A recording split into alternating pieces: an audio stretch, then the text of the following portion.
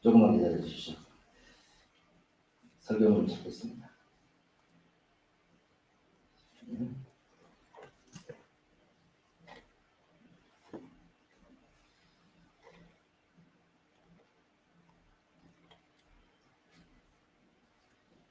네, 할렐루야. 네, 한 주간도 주님 안에서 평안하셨습니까?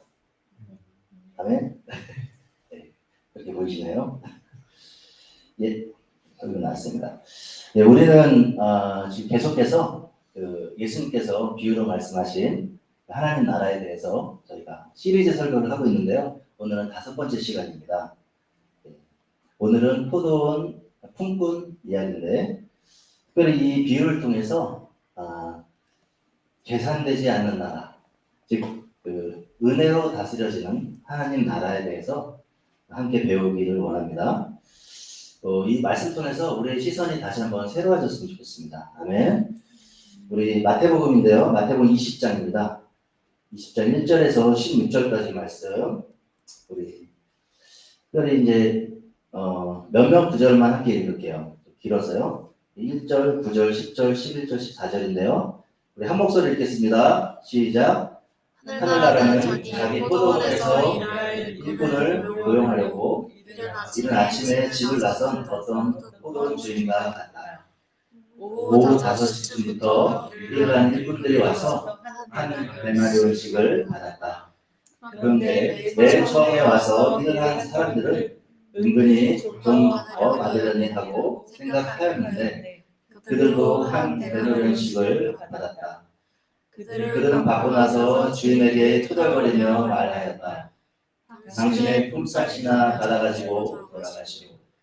당신에게 주는 것과 똑같이 마지막 사람에게 주는 것이 내 뜻이요. 아멘. 요즘 세상은 뭐든지 빠른 것 같습니다.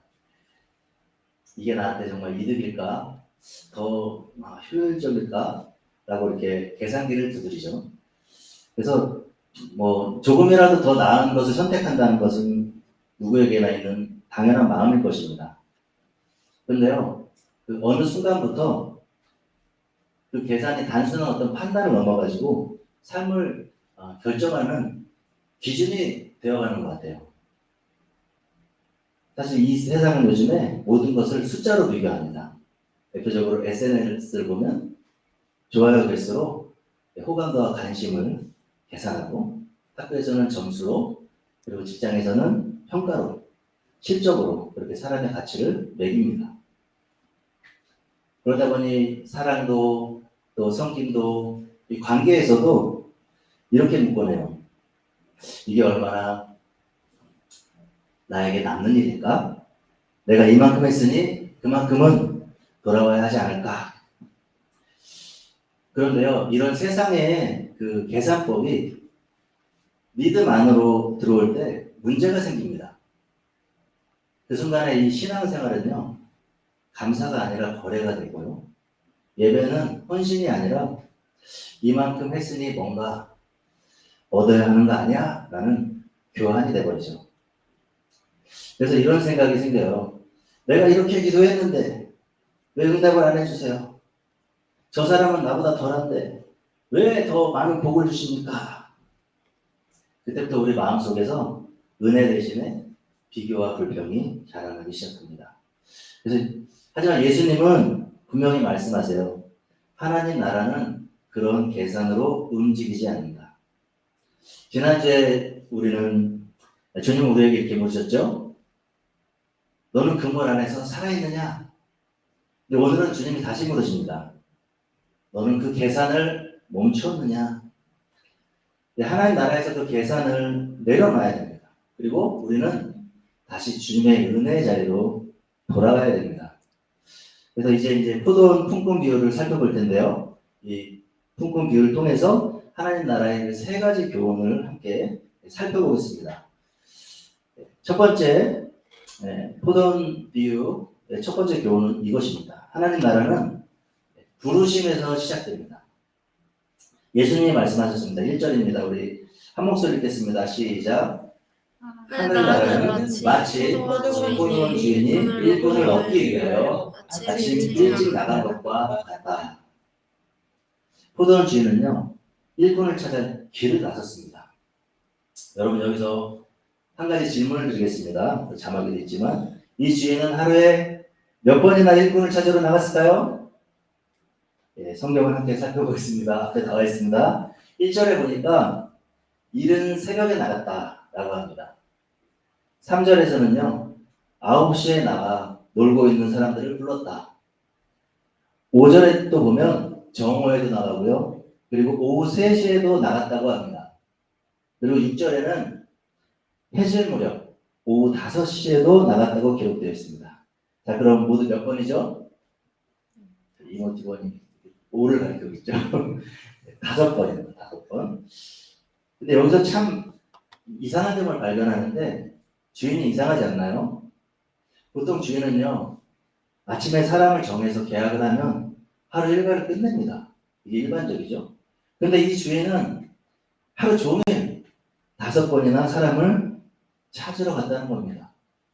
왜 그랬을까요? 그것은 우리 바로 하나님께서 지금도 멈추지 않고요, 우리들을, 또 당신의 사람을 부르고 계시기 때문이에요. 아직 포도원 밖에 서 있는 누군가를 하나님께서 찾고 계시는 것이죠. 이처럼 하나님의 나라는 사람을 찾으시는 그 하나님으로부터 시작됩니다. 그분은요, 멀리서 이렇게 지켜보시는 분이 아니세요. 직접 다가오셔서 이름을 부르십니다. 이른 새벽에도 해질 무렵에도 그분은 여전히 우리를 부르고 계십니다. 아직도 내 포도원 밖에 있는 자가 있느냐? 사랑하는 여러분, 조용히 한번 생각해 보십시오. 그분의 그 발걸음이 지금 우리 삶의 골목길까지 이렇게 다가오고 있지는 않습니까? 어쩌면 주님은 오늘 이 시간에도 말씀하세요. 너는 내 포도원에 들어오라. 예, 저 역시 그 부르심을 여러 번 경험을 했습니다. 특히 4년 전이었는데 제 삶이 완전히 멈춘 듯한 시기가 있었어요. 모든 것이 막힌 것처럼 느꼈고 어디에서도 답은 보이지가 않았습니다. 그래서 새벽마다 기도를 드렸습니다. 주님, 애통하며 기도했을 때 하나님께서 제 말씀에 이런 말씀하셨어요. 다시 사역의 자리로 가라. 근데 저는 여러 가지 이유로요, 사역을 잠시 내려놓고 있었거든요. 또 가정을 지키기 위해 열심히 일을 하고 살아가고 있었을 때였습니다. 근데 그래서 이렇게 기도했어요. 하나님, 지금요 사역할 때가 아닙니다. 현실이 먼저 아닙니까? 그렇게 정말 일주일 동안을요 하나님과 씨름했습니다. 근데 하나님은요 같은 마음을 계속해서 일주일 동안 저에게 부어주셨어요. 그래서 제가 결국 무릎을 딱 꿇었습니다. 하나님, 순종하겠습니다. 근데 놀라운 게요, 그날 저녁에 전화가 한 통이 왔어요. 네, 오늘 교회 스페인어입니다. 전사님 사역을 좀 맡으셔야 되겠습니다. 그래서 사실 그 전화를 받았을 때 상당히 두려움이 많이 몰려왔습니다, 사실. 근데 하나님께 드린 그 약속을 지키기 위해서 그 부르심에 순종했습니다. 그렇게 하나님은 저를 다시 그분의 포도원으로 이끄셨죠. 내 계획을 내려놓고 하나님의 통치가 있는 자리로 돌아오게 하신 것이죠. 사랑하는 여러분, 그 하나님의 부르심은요, 이 목회자만을 위한 것이 아니에요. 그리고 부르심은요, 꼭 교회 안에서만 일어나는 것이 아닙니다. 오해하시면 안 됩니다. 하나님 나라는요, 하나님이 다스리시는 자리에 가정에도 있고요, 직장에도 있고, 학교에도 있습니다. 하나님은 그 모든 곳에서 우리 각자를 그분의 통치 아래로 부르시는 거예요. 그게 가장 중요한 겁니다. 너는 내 포도원에 들어와라. 사랑하는 여러분, 여러분의 오늘은 여러분의 일상은 그 하나님의 포도원 안에 있습니까? 여러분의 마음은 지금 하나님의 그 통치 안에 있습니까? 그분이 부르시고 마음의 문을 두드리실 때 그때가 바로 하나님의 나라가 시작되는 순간입니다. 오늘 그 부르심이 여러분에게, 우리 모두에게 임하기를 축복합니다. 그분의 부르심에 응답하시고 살아가시기를 축복합니다. 하나님의 나라는 부르심에서 시작됩니다. 아멘. 네, 포도원 비유 두 번째 교훈은 이것입니다. 하나님 나라는 계산되지 않는 나라다. 예수님은 이렇게 말씀하십니다. 본문 9절에서 12절 말씀인데요. 우리 한 목소리로 함께 읽겠습니다. 시작. 오후 5시쯤부터 일을 한 일꾼들이 와서 한 데나리온씩을 받았다. 그런데 맨 처음에 와서 일을 한 사람들은 은근히 좀 더 받으려니 하고 생각하였는데 그들도 한 데나리온씩을 받았다. 그들은 받고 나서 주인에게 투덜거리며 말하였다.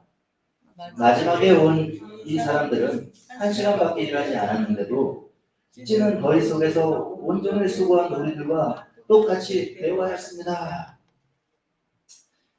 이제 오후 5시에 온 일꾼부터 품삯을 받기 시작했는데요. 그들에게 한 데나리온이 주어졌어요. 근데 그 모습을 본 이른 아침부터 온 그 일꾼들이 속으로 미소를 띠기 시작합니다.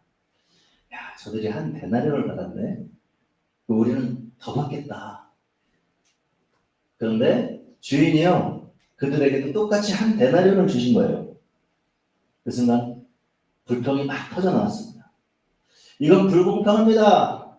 하루 종일 일한 우리가 이렇게 늦게 온 사람과 어떻게 똑같이 대우할 수 있습니까?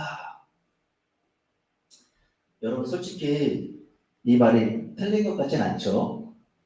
우리도 종종 이렇게 생각합니다. 일한 만큼 받아야죠. 그래야 공평하죠.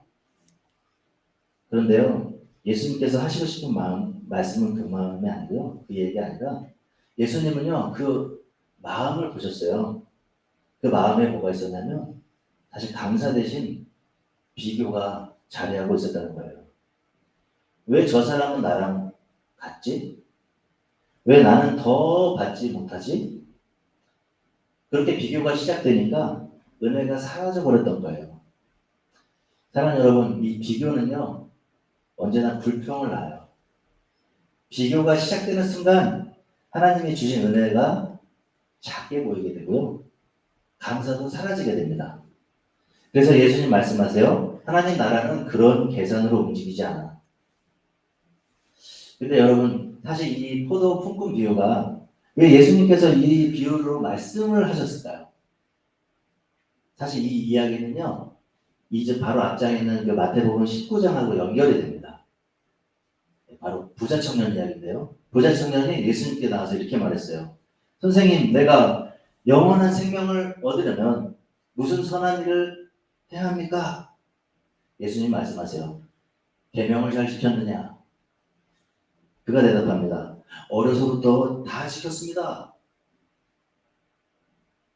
그는 스스로 이미 모든 조건을 다 갖췄다고 생각했었습니다. 그래서 예수님이 말씀하시죠. 네 소유를 팔아 가난한 자들에게 주고 나를 따르라. 그 순간 그의 마음속에서요, 계산이 시작됩니다. 이건 너무 큰 손해 아닌가?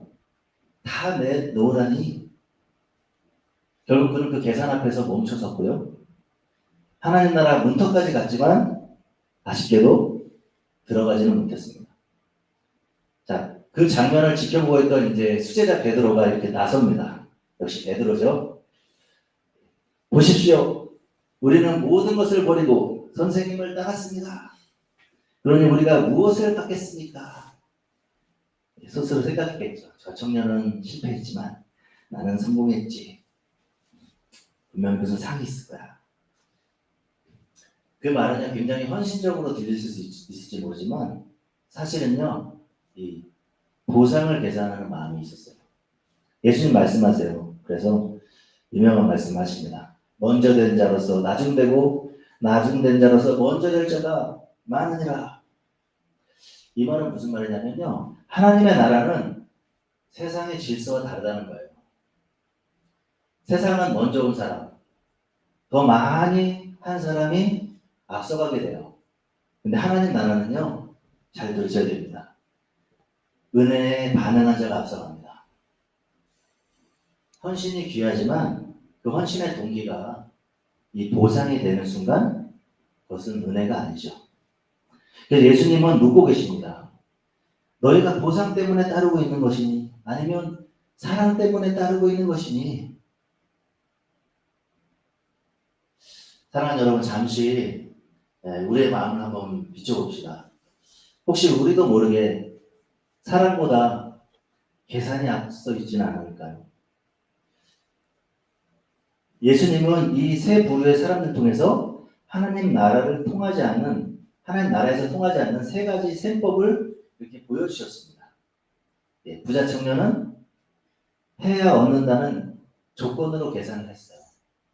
베드로는요, 했으니까 받아야 한다는 보상을 위해서 계산을 했습니다. 먼저 온 일꾼들은 왜 저 사람도 나랑 같지? 라 말하며 비교하며 계산했습니다. 이 세 가지 계산법은 그런데 하나님 나라에서는 통하지 않습니다. 하나님 나라는 조건으로 얻는 나라도 아니고 보상으로 세워지는 나라도 아니고요. 비교로 유지되는 나라도 아닙니다. 하나님 나라는 오직 은혜로 세워지는 나라입니다. 할렐루야. 그래서 우리는요, 이 계산을 멈추고 다시 은혜의 자리로 돌아가야 돼요. 하나님 나라는요, 계산으로 움직이지 않습니다. 아멘. 이제 우리 포도원 비유 마지막 교훈입니다. 하나님 나라는 그렇습니다. 은혜로 완성된다. 본문 13절, 15절에서 주인은 이렇게 말합니다. 우리 한 목소리로 읽겠습니다. 시작. 그러자, 여기입니다. 시작. 그러자 주인이 그들 가운데 한 사람에게 말하기를, 이보시오, 나는 당신을 부당하게 대한 것이 아니오. 당신은 나와 한 데나리온으로 하게 하지 않았소. 당신의 품삯이나 밭가 가지고 돌아가시오. 당신에게 주는 것과 똑같이 이 마지막 사람에게 주는 것이 내 뜻이오.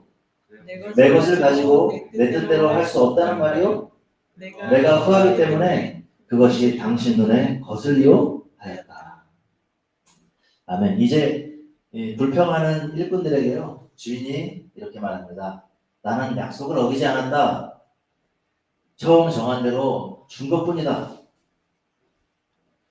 사실 주인은 누구에게도 손해를 주지 않았어요.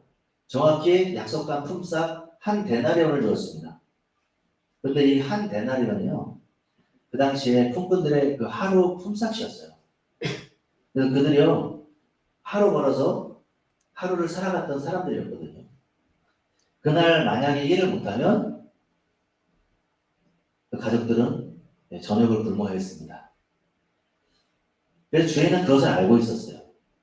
그래서 그는 누가 더 일했는가를 보신 게 아니고요, 누가 오늘 살아야 하는가를 보신 거예요. 이것이 바로 은혜입니다. 이것이 바로 하나님의 마음입니다. 하나님은요, 우리가 얼마나 일했는지, 얼마나 자격이 되는지를 보지 않으세요. 그분은 오늘 살아야 할 사람을 보십니다. 이 은혜가요, 예수님 십자가에서도 드러났습니다. 예수님 옆에 한 강도가 있었죠. 그 강도는요, 인생의 마지막 순간에 평생 정말 못된 짓만 하다가 인생의 마지막 순간에 예수님을 만난 사람이에요. 그는 고백합니다. 예수여, 당신의 나라에 임하실 때 나를 기억하소서. 그래서 예수님이 말씀하세요. 내가 진정으로 네게 말한다. 너는 오늘 나와 함께 낙원에 있을 것이다. 그 강도는 그 인생의 끝자락에서 마치 해질 무렵에 부름받은 이 일꾼들처럼 그렇게 예수님으로부터 한 데나리온, 즉 동일한 구원의 은혜를 받았습니다. 너도 내 나라로 들어오라. 그것이 바로 은혜예요. 사랑 여러분, 우리는 잘해서 구원받은 사람들이 절대 아니죠. 그죠? 하나님의 사랑 때문에 오늘도 이 자리에 서 있는 사람들입니다. 이 은혜는요, 이 은혜를 받긴 사람들은 계산하지 않습니다. 이 은혜를 받은 사람은 비교하지 않고요. 이 은혜를 받은 사람은 감사하며 살아갑니다. 그리고요, 그 은혜가 멈추지 않아요. 에스겔 47장 보면 성전에 묘사돼서 나오죠. 문지방 밑에서 물이 이렇게 흘러나오다가 처음에 발목을 덮고 그 다음에 무릎까지 차고 건널 수 없는 강이 되었다. 그래서 그 물이 닿는 곳마다 생명이 살아나게 된다. 은혜가 그런 겁니다. 내 안에 머물만 작지만 흘러가면 강이 됩니다. 그 은혜가 가정으로 흘러가고 이웃에게 흘러가고 교회 안에서도 함께 자라나기를 원합니다.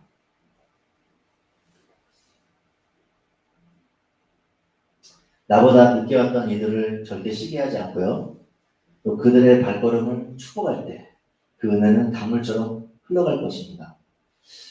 네, 이처럼 우리 주의 평강교회도요. 그 은혜의 강이 이렇게 흘러넘치기를 축복합니다. 하나님 나라는요. 이렇게 은혜로 완성되는 거예요. 늦게 온 사람들을 더 세워주고 더 정말 성장할 수 있도록 마음껏 그 은혜의 강을 흘려보내시기를 축복합니다. 네, 이제 설교를 정리하겠습니다. 예수님은 오늘 포도원 비유를 통해 세 가지 교훈을 주셨는데요. 첫째, 하나님 나라는 부르심에서 시작됩니다. 둘째, 하나님 나라는 계산되지 않는 나라입니다. 셋째, 하나님 나라는 은혜로 완성됩니다. 그래서 하나님 나라는 계산이 아니라 은혜로 사는 사람들의 나라다. 그러면 여러분, 우리는 어떻게 이 계산을 멈출 수 있을까요? 네, 방법은요, 어렵지 않습니다. 네, 그 계산의 자리를 벗어나서 은혜의 자리로 나아가는 것입니다. 계산이 자꾸 쓰러질 때마다 그 자리를 은혜로 채우는 거예요. 그리고 이렇게 고백합니다. 하나님이 나를 얼마나 사랑하셨나. 그 계산을 완전히 멈추신 분이 계십니다. 바로 예수님이죠. 그 예수님을 기억하는 거예요. 예수님은요, 우리를 위해서 단 한 줄의 손익 계산도 하지 않으셨어요. 우리가 얼마나 헌신했는지, 얼마나 자격이 있는지 따지지도 않으셨습니다. 오히려 이렇게 하셨죠? 로마서 5장 8절인데 우리 한 목소리 읽을까요? 시작. 우리가 아직 죄인 되었을 때 그리스도께서 우리를 위하여 죽으심으로 하나님께서 우리에 대한 자기의 사랑을 확증하셨습니다. 아멘. 이 말씀이 얼마나 큰 정말 위로가 됩니까? 예수님은요, 그 사랑 때문에 자신의 생명을 내주셨습니다. 그 생명보다, 예수님의 생명보다 더한 값이 있을까요? 우리에게 그 영원히 살 수 있는 그 생명을 주신 것입니다. 여러분, 이제 우리 차례입니다. 우리는요, 예수님처럼 계산을 멈추고 그 생명이 필요한 사람들에게 그 생명을 흘려 보내야 합니다. 아멘? 그래서 우리 주의 평강교회가 이 계산이 아니라 정말 은혜로 세워지는 이 포도원이 되기를 축복합니다. 은혜로 시작하고 은혜로 살아가고 은혜로 완성되는 교회가 되기를 축복합니다. 아멘. 그럼 우리 모두가 되시기를 예수님의 이름으로 축복합니다. 아멘. 우리 다 같이 기도했으면 좋겠습니다. 우리 말씀 생각하면서 기도할 텐데요. 자막 앞에 보시면 두 가지 기도 제목이 있습니다. 첫 번째, 우리 개인을 위해서 각자 하나님께 주신 마음을 가지고 이 시간 기도했으면 좋겠습니다. 두 번째는 우리 교회에 하나님께 주신 이 사명을 위해서 이 두 가지를 위해서 우리 다 같이 이 시간에 한 목소리로 기도하시겠습니다. 기도하시겠습니다. 하나님 아버지, 이 시간에 아버지 우리에게 말씀해 주셔서 감사합니다. 하나님 그렇습니다. 제가 정말 하나님 앞에 아버지 세상의 계산법을 따라서 살아가던 분들이 시간 바라봅니다. 여전히 남아있는 저 안의 헤아림들 아버지 그것에 이제 하나님께서 주시니 예수님께 주시니 교훈을 따라서 아버지 은혜로 채우겠습니다. 은혜로 아버지 더 많이 하나님의 것들로 채우기를 원합니다. 아버지 은혜를 보시는 주님 아버지 말씀을 통해 찬양을 통해 기도를 통해 아버지 우리 일상 가운데서 여러 가지 복잡하고 또 여러 가지 어려운 관계 속에 있을 때 하나님 우리가 그것을 계산하지 않고 하나님 온전히 우리가 하나님께서 주신 아버지 은혜를 생각하며 아버지 그 은혜로 충만하게 채워져서 지금 하나님 포도원 안에서 하나님의 통치와 하나님의 나라의 확장을 위한 아버지 우리의 삶이 될 수 있기를 원합니다. 하나님 우리를 사용하여 주옵소서. 은혜와 뿐만 아니라 우리가 그 은혜와 사랑을 흘려보낼 수 있도록 해주시고 그런 이 공동체, 이 주의 평강교회가 되게 해주시옵소서. 아버지 우리 가정에서, 아버지 우리 형제들에게, 우리 또 학교에서, 우리 직장에서, 우리 부처에서 정말 우리가 하나님께서 우리에게 크신 은혜를 우리가 흘려보낼 수 있는 우리의 정말 은혜로 채워지는 은혜의 사람들 될 수 있도록 아버지 역사하시고 인도해 주시옵소서. 아버지 하나님 우리 교회에 주신 사명이 있습니다. 아버지 그렇습니다. 우리에게 주신 귀한 사명 예배하고 전도하며 하나님 나라 공동체를 이뤄가는 곳에 아버지 작은 몸짓이고 작은 아버지 우리의 정말 사역이지만 하나님께서 우리를 사용하시고 있습니다. 아버지 인도해주셔서 우리가 하는 것이 아니라 하나님께서 부어주신 은혜로 시작하고 또 은혜로 세워질 수 있는 아버지 공동체가 되기를 원합니다. 아버지 역사하여 주시옵소서.